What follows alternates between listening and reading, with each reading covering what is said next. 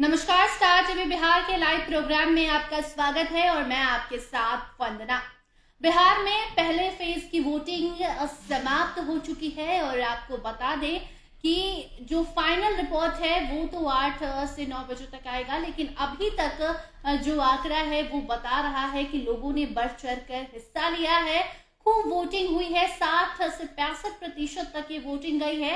लेकिन ऐसे में सवाल ये है कि पहले फेज का जो राजा है वो कौन बनेगा, पहले फेज का बाजीगर कौन बन रहा है, क्योंकि आज जहां एक तरफ वोटिंग थी पहले फेज की, वहीं दूसरी तरफ अमित शाह, नरेंद्र मोदी बिहार में थे, राहुल गांधी भी थे। इसका क्या असर पड़ा, इस पे बात करेंगे। खास बातचीत करने के लिए हमारे साथ हमारे editor in chief Saroj sir मौजूद हैं। सर, पहले तो बहुत बहुत स्वागत है आपका। जी धन्यवाद। सर, पहले फेज की वोटिंग अब समाप्त होने की ओर बढ़ चली है। ऐसे में क्या रुझान आ रहा है? क्या कमल खिल रहा है, लालटेन जल रहा है, चिराग जला या चिराग बुझ गया? देखिए वंदना जी, समझिए कि वोटिंग खत्म हो चुकी है। पहले फेज की जी 121 सीटों पर वोट पड़ गए और जो बिहार में नई सरकार बननी है उसकी बुनियाद रख दी गई है। जी किसकी सरकार बनेगी, कैसे बनेगी, उसका एक मोटा मोटी फिगर जो है सामने आ गया। जी जो पिछला 2020 का चुनाव हुआ उसमें जो पहले चरण में आया था 61 सीटें महागठबंधन ने जीती जी। थी और एनडीए ने 59 सीटों पर जीत दर्ज की थी। इस बार क्या हो रहा है, जी। जिज्ञासा का विषय यही है कि इस बार क्या हुआ। जो सीटें हुई, जैसे जेडीयू 57 सीटों पर लड़ी जी तो कितनी सीटें जीत सकती है, बीजेपी 48 पर कितनी जीत सकती है, आरजेडी 73 में कितनी सीटें जीत जी। सकती है, बाकी और सब पार्टियां हैं। लेकिन सबसे बड़ा चीज, जो सबसे बड़ी बात है, जो आप भी कर रही है, वोट परसेंटेज बढ़ गया। जी महिलाएं भर भर के वोट कर रही काफी हैं, एक्टिव दिखी इस चुनाव में। बहुत भर भर के वोट कर रही हैं। तो आखिर ये वोट कहाँ जा रहा है, जी जमीन पर क्या इसकी सच्चाई है? क्या जो 10,000 वाला फिगर वो काम कर रहा है? जी, क्योंकि महिलाएं जो है नीतीश कुमार की वोट बैंक कहलाती हैं। सवेरे भी हम लोगों ने चर्चा किया था कि ये जो वोट बैंक है महिलाओं का, आप जो फिगर बता रही हैं, हमको लगता है 70% तक जाएगा वोटिंग, उसमें महिलाओं का परसेंटेज ज्यादा है।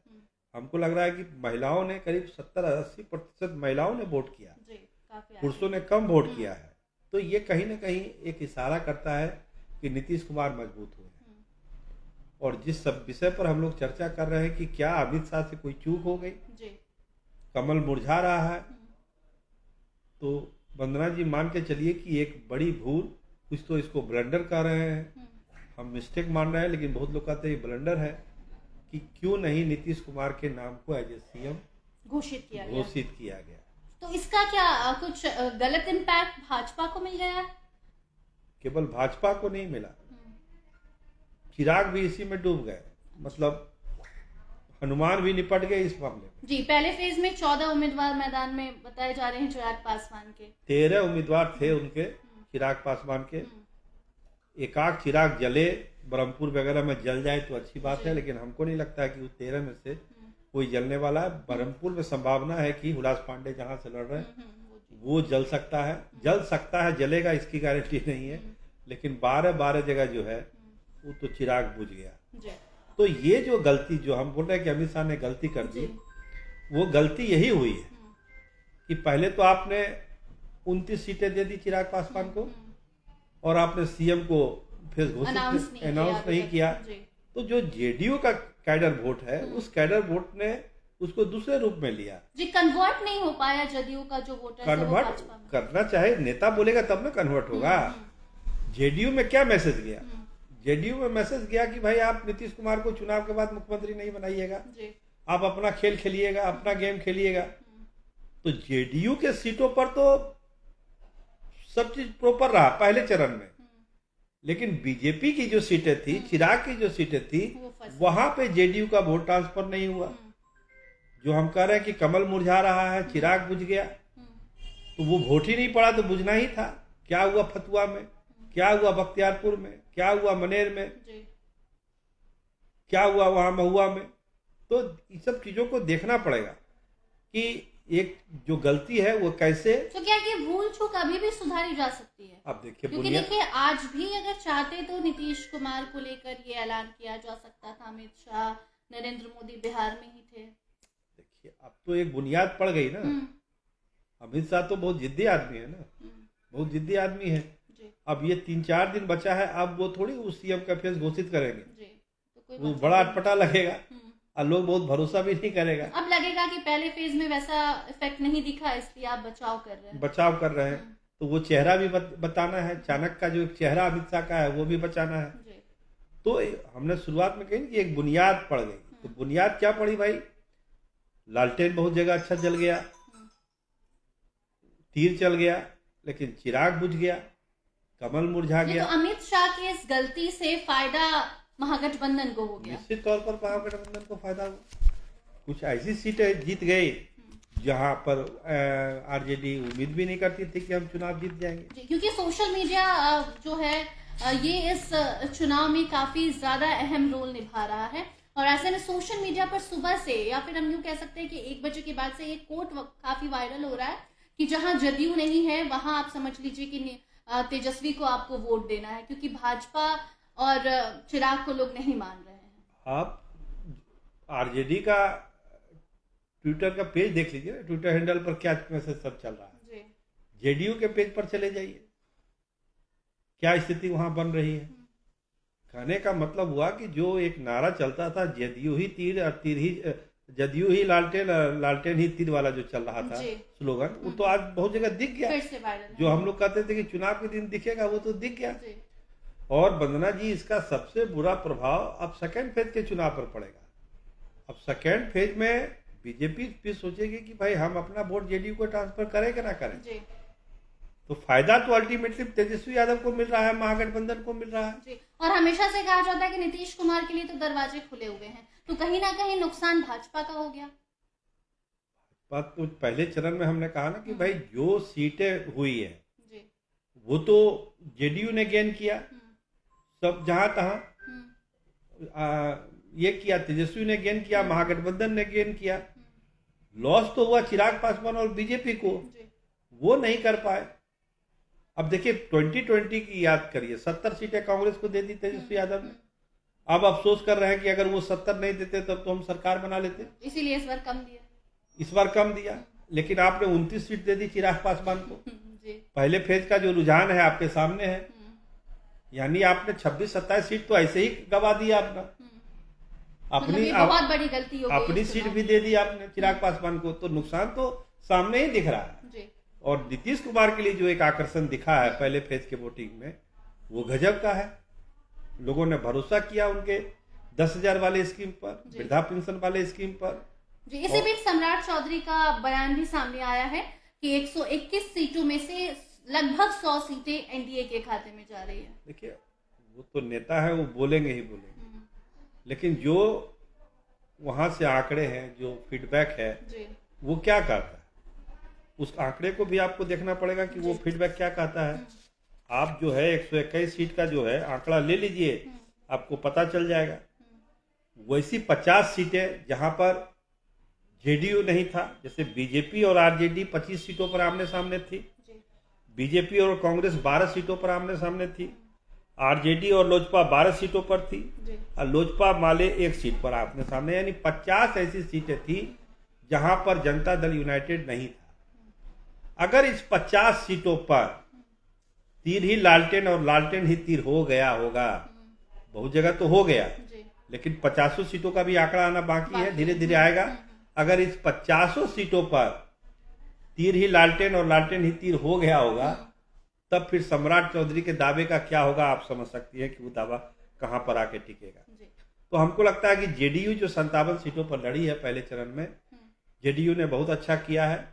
और हमको लगता है कि ये जितनी सीटें थी उनकी टोटल मिला के 2020 में, वो आंकड़ा जो है 40 से 43 सीट जो है पहले चरण में ही जनता दल यूनाइटेड ले रही है। ऐसा इस तरह का रुझान है, बाकी नतीजा आना है, एक अनुमान जो है फीडबैक के आधार पर। वैसे में ये भी सवाल है कि नीतीश कुमार को लेकर जो परसेप्शन बनाया गया था बिहार में कि बुजुर्ग हो गए हैं, मानसिक तौर पर बीमार हैं, तो अब उन्हें रिटायरमेंट ले लेना चाहिए और उसका प्रभाव चुनाव पर पड़ेगा, तो ये देखने को नहीं मिला, ये कहा जा सकता है। लोग उससे प्रभावित नहीं हुए। अगर आप नीतीश कुमार को फॉलो करते हैं तो आपको ये ध्यान होना चाहिए कि पिछले 6 महीने में उन्होंने क्या किया जी। वो पूरे बिहार की यात्रा पर निकले जी। जो बाकी नेता कर रहे हैं उतने ही एक्टिव नीतीश कुमार भी हैं। नहीं, हम उसको दूसरे तरह से बोल रहे हैं आपको। वो 6 महीना पहले निकले, 5 या 6 महीना पहले निकले, हर जिले में गए, लोगों से पूछा कि आपको क्या चाहिए, आपके जिले में क्या क्या दिक्कत है। सारे जिलों का 38 जिला का उन्होंने फीडबैक लिया। पटना आए, कैबिनेट की बैठक बुलाई और हर एक जिले में जो जो डिमांड था उसको उन्होंने कहा कि कैबिनेट से हम पास कराएंगे और वो लागू हो करेंगे। और वही हुआ। जो चीजें होनी थी डिस्ट्रिक्ट में वो कैबिनेट से पास हो गई, उसका पैसा सैंक्शन हो गया और वो काम शुरू हो गया। तो ये पिछले 5-6 महीने में नीतीश कुमार को उस रूप में देखिए कि आपसे जो आपकी जो एंटी इनकम्बेंसी थी, आपसे जो नाराज थे, आप खुद जाके उनसे पूछ लिए कि भैया आपको क्या दिक्कत है, कुछ दिक्कत है तो बताइए। लोगों ने उनको बताया कि हमको डिग्री कॉलेज चाहिए, हमको मेडिकल कॉलेज चाहिए, हमको ये रोड चाहिए, हमको ये पुल चाहिए। और आते के साथ उन्होंने ताबड़तोड़ घोषणाएं और शिलान्यास और उद्घाटन देख ही रहे अखबारों में लगातार होना शुरू हो गया। और सबसे बड़ी बात थी कि कैबिनेट के अप्रूवल के बाद शुरू हुआ। तो ये अपने आप में बड़ी बात है। लोगों को लगा कि अरे ये तो गजब हो रहा है, महिलाओं को पैसा चला गया, रोजगार के लिए पैसा चला गया। जो भ्रम फैलाया जा रहा था कि 10,000 वापस लिया जाएगा, उसका खंडन किया उन्होंने। बोला 10,000 नहीं, अभी तो 1,90,000 तो अभी और जाना है 6 महीने के भीतर। तो ये सब नीतीश कुमार ने किया, तो उसका फायदा आज मिला, उनको दिख गया।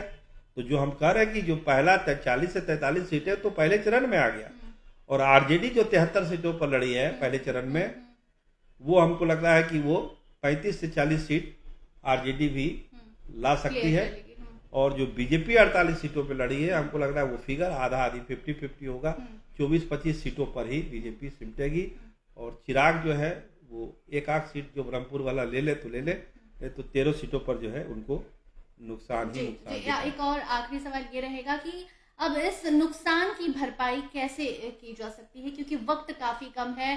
जैसा कि आपने कहा कि सीएम फेस की घोषणा अब नहीं की जा सकती है। ये लगेगा कि लॉलीपॉप पकड़ा रहे और कोई बच्चा नहीं बैठा है हमको। हाँ, कोई बैठा हुआ नहीं। बिहार का जो वोटर है जागरूक है, वो भी समझता है कि जो काम बिगड़ रहा है तो भाई एक लॉलीपॉप दे दिया बच्चा को, भाई चुप हो जाओ। तो क्या इसका जो नुकसान है इसकी भरपाई ऐसे होगी कि अब आगे दूसरे चरण में नीतीश कुमार को भाजपा मतलब हेल्प करे, वोट ट्रांसफर करे, या फिर उसे रोककर अपने ही गठबंधन को खत्म कर दे?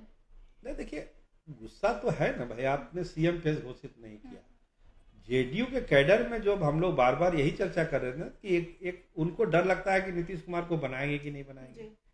अब जब पहले चरण में जेडीयू में अच्छा कर गई, तो अब तो जेडीयू को लोगों को लग रहा है कि अब तो इग्नोर नहीं कर सकते हैं नीतीश कुमार को।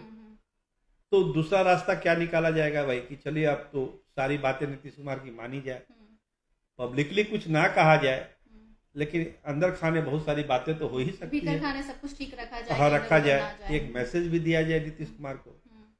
तो लेकिन समय बहुत कम बचा है। अब तो 11 तारीख को दूसरे चरण की वोटिंग होनी है, तो आप समझ सकते हैं। फर्स्ट फेज के ठीक 1 से 2 दिन पहले ललन सिंह का भी बयान आ गया, वो भी इफेक्ट किया। वो तो बहुत इफेक्ट किया ना। आप जो स्थिति देख रहे हैं, अगर अनंत सिंह पीछे चल रहे हैं मुकामा से, तो उसकी सबसे बड़ी वजह यही है। तो पूरे चुनाव में आप देखिए कहीं ना कहीं बीजेपी लूजर स्थिति में आ गई, और चिराग भी लूज कर गए, और तेजस्वी यादव महागठबंधन और नीतीश कुमार उनका जो है विन विन पोजीशन रहा, काफी अच्छा रहा पहले चरण में। दूसरे चरण की वोटिंग का जब रुझान आएगा फिर हम लोग चर्चा करेंगे। लेकिन पहले चरण में 2-3 चीजें एस्टेब्लिश हो गई कि जो महिला वोटर है वो नीतीश कुमार की दीवानी है, वो नीतीश कुमार को वोट कर रही है। बदलाव का चुनाव लोग बोल रहे हैं, क्योंकि वोटिंग बहुत ज्यादा हुई है, तो एक बदलाव का सिग्नल है कि आरजेडी भी अच्छा करेगी। नए वोटर्स भी जुड़े हैं, नए वोटर जुड़े हैं, यूथ लोग जुड़े हैं। जनसुराज को भी बहुत जगह वोट आया है। ऐसा नहीं कि जनसुराज अगर जीत नहीं तो वोट नहीं आया। बहुत सारे लोगों ने जनसुराज को वोट किया है। परसेंटेज जब आएगा तो आप देखिएगा कि जनसुराज ने भी पहले चरण में बहुत सारा वोट लिया है। सीट में वो कन्वर्ट ना हो, 1-2 ही कन्वर्ट हो पहले फेज में, लेकिन वोट उसको जनसुराज को भी ठीक ठाक ही मिला है, इसमें दो डाउट नहीं है। तो पहले चरण का नटशेल में वंदना जी, जो अगर हमारी राय आप कंक्लूड करिए तो नीतीश कुमार के लिए तो बहुत अच्छा रहा। तेजस्वी के लिए भी गुड न्यूज है कि अगर तेजस्वी भाजपा का जिस तरह से नुकसान चाह रहे थे, तेजस्वी भी अपने टारगेट के करीब करीब पहुंच गए। पहले चरण से जो उनको उम्मीद थी वहां तक पहुंचे। सबसे ज्यादा निराशा बीजेपी और चिराग पासवान को हुई है।